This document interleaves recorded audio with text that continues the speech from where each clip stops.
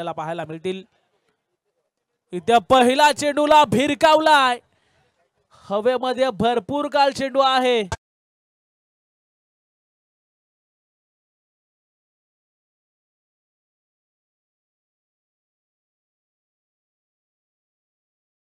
आपल्याला पाहायला मिळतात इथे देखील फिरून खेळलेत, फटका चांगला आहे। हो यस, फटका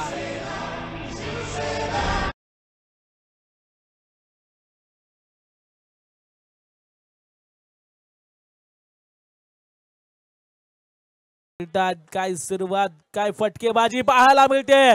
पुन्हा एकदा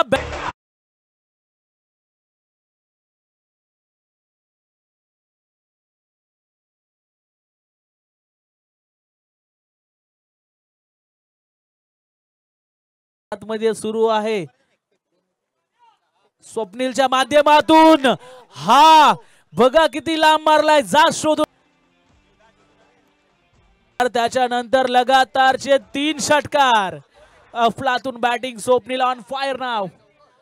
काय बॅटिंग पाहायला मिळते मैदानाच्या आतमध्ये।